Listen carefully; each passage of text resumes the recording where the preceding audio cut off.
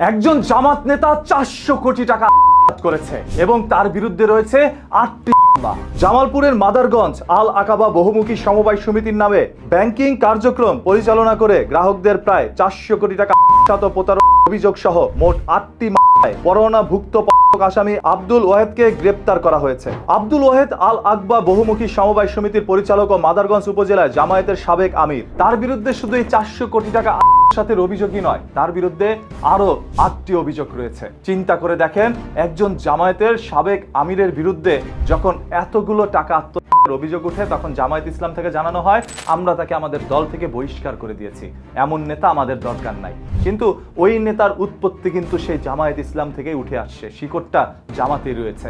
এইভাবেই তথ্যগুলো প্রচার হচ্ছিল সোশ্যাল মিডিয়ায়। যেই ব্যক্তির চেহারা দেখলে মনে হয় না তার পকেটে 400 টাকা আছে, সেই ব্যক্তি 400 কোটি টাকা করেছে। এতে করে আমরা বুঝতে পারি মানুষের চেহারাই সবসময় ভেসে ওঠে না সে কত বড় অপরাধী। পরনে পাঞ্জাবি, মুখে বড় বড় দাড়ি আর মাথায় একটি টুপি পরে সুন্নতি লেবাস ধারণ করে মানুষের বিশ্বাস অর্জন করে নেয় জামায়াত ইসলামের এই আমির। পরবর্তীতে বহুমুখী সমবায় সমিতি নামে একটি সমিতি খোলেন, যেখানে মানুষ তাদের সম্পত্তি রাখছিল, যেখানে অর্থ জমাচ্ছিল। ব্যাংকিং সিস্টেম এই সমিতি যে গ্রাহকদের টাকা মেরে দিচ্ছিল সেটা তারা আগে থেকে বুঝতে পেরেছে। পরবর্তীতে এই সমিতি ও কর্মকর্তাদের নামে থানায় মামলাও করেন। সেই মামলার পর থেকেই আব্দুল ওয়াহেদ পলাতক ছিলেন। তথ্য প্রযুক্তির ব্যবহারে গতকাল র‍্যাব 14 এই আব্দুল ওয়াহেদকে গ্রেপ্তার করে নিয়ে আসে। তার কাছ থেকে আরো চাঞ্চল্যকর তথ্য বেরিয়ে আসছে। সর্বশেষ আপনাদের কাছে অনুরোধ, ভিডিওটি শেয়ার করে দেন, যাতে করে মানুষ এই সকল তথ্যগুলো জানতে পারে।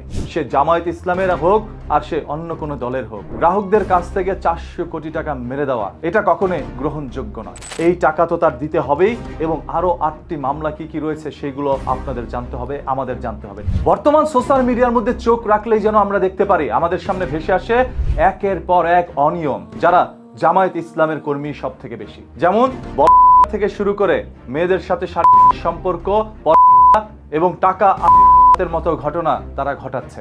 এরপর জামায়াত ইসলাম থেকে তাদেরকে বহিষ্কার করা হচ্ছে। শুধুমাত্র লেবাস ধারণ করে এরা ইসলামের ক্ষতি করছে, যারা জামাতের শেষে ইসলাম লাগিয়েছে। জামাতের কাছ থেকে এমন কিছু মানুষ আশা করে না। জামায়াত ইসলামের আরো কঠোর ভূমিকা পালন করা দরকার এই সকল কর্মী নেতাদেরকে বহিষ্কার করার জন্য। ঘটনা ঘটার আগে নয়, বরঞ্চ আপনারা নিজেরাই তদারকি বাড়ান যে আপনার দলে থাকা কোনো নেতাকর্মী এই ধরনের কাজ করছে কিনা। তাই সকল তথ্য, ঘটনা, দুর্ঘটনা, লুকোনো সত্য জানতে চোখ রাখুন নিউজ কিতে। পেজটাকে এখনই ফলো করে রাখেন।